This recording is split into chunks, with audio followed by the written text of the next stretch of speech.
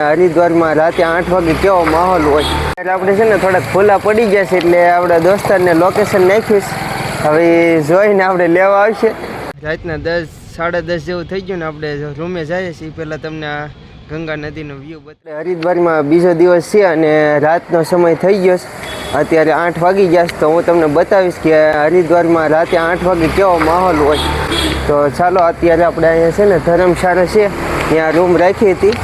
ત્યાંથી હવે હાલીને જઈએ.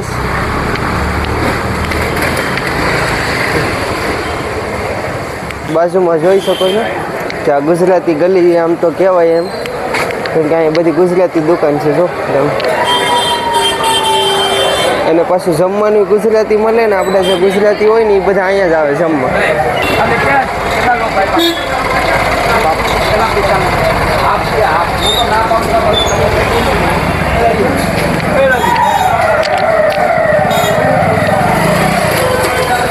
અત્યારે જમવાનો ટાઈમ છે એટલે ટ્રાફિક થોડીક વધારે છે.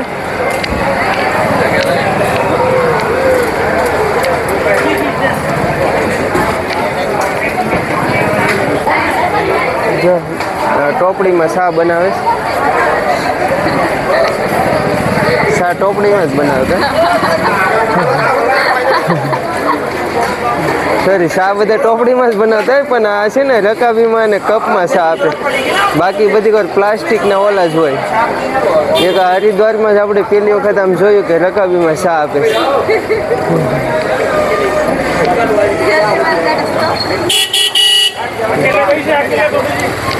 ને ભાઈ જો આપણે અહીંયા આવીએ ને તો રહેવા માટેની છે ને આમ તો બેસ્ટ સુવિધા છે, કેમ કે રૂમ ને ધર્મશાળા બધાને આરામથી મળી જાય અને એ પણ સસ્તા ભાવે. અને ત્યાંથી નીચે ઉતરો ને એટલે ડાયરેક્ટ જમવાનું નાસ્તો ને બધું અહીં મળી જાય. અને થોડાક દૂર હાલીએ ને તો આપણે અહીંયા છે ને અહીંથી હા ખરીદી કરવા માટેની બેસ્ટ છે. જે વસ્તુ જોઈએ આપણે ગરમ ધાબરા અને કોટ ને કપડાં છે, બધી વસ્તુ આમ થોડાક હજી આગળ હાલશું એટલે મળે.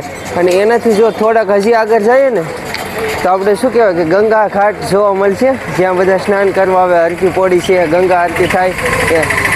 પણ આપણે અત્યારે આરતી કરવા માટે નથી ગયા, થોડુંક મોડું થઈ ગયું એટલે.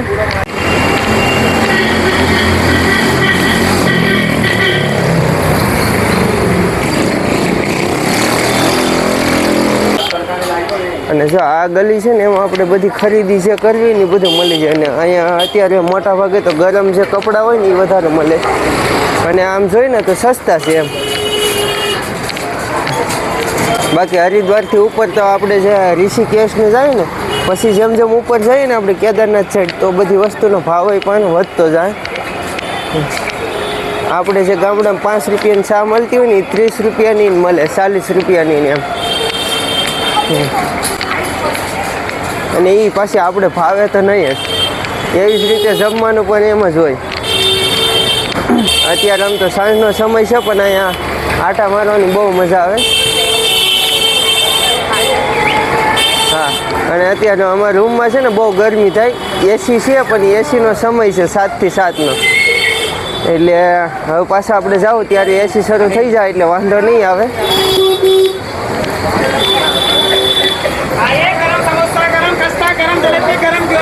જલેબી ને સમોસા ને બધું મળે. જો મીઠાઈ છે,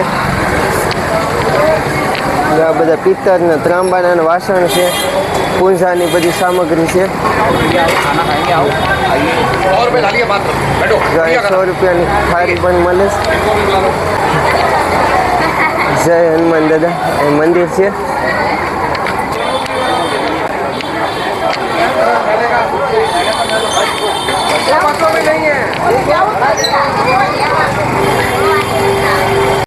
તો આપણે આમ આગળ જતા હતા પણ આપણા ફ્રેન્ડ સર્કલ છે ને એ પાછા આમ પાછળ હતા. ફોન કર્યો ને ત્યારે ખબર પડી. તો હવે આપણે આગળ નહીં જઈએ, અહીંથી રિટર્ન થઈ જઈએ.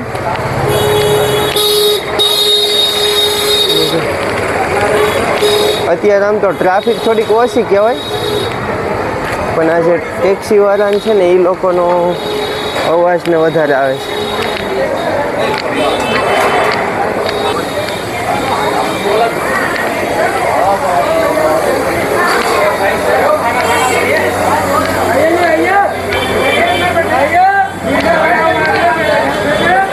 અમુક વસ્તુ તો અલગ અલગ છે, આપણે એનું નામ નથી આવડતું ખાવાનું.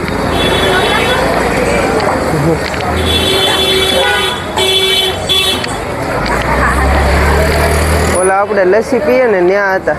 લસ્સી ક્યાં પીધી હતી?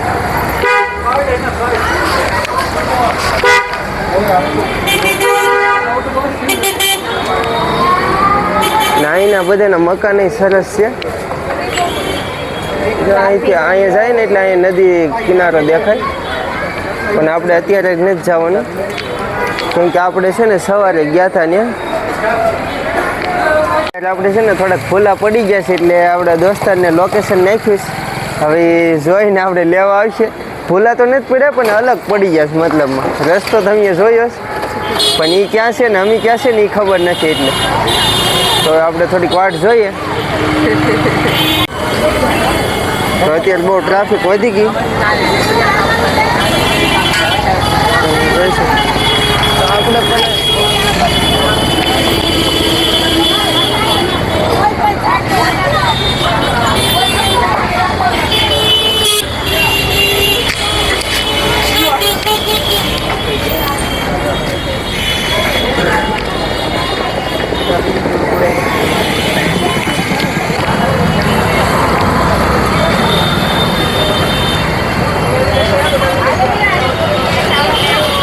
અત્યારે હા બસ જોડે અત્યારે રસ્તાનું કામકાજ ચાલુ છે, એટલે ટ્રાફિક થોડીક વધારે થઈ જાય, કેમ કે એક સાઈડે જ રસ્તો ચાલુ છે. તો આપણે ધીમે ધીમે આમ ઘણા સુધી અંદર આવી જઈશ.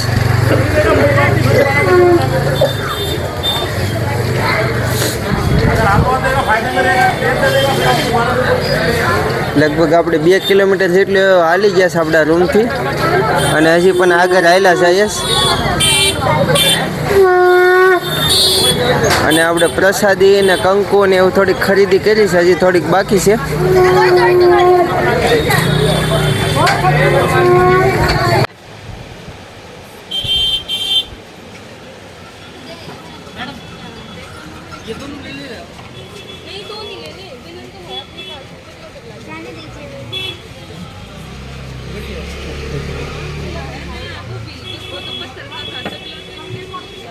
सही लगा लो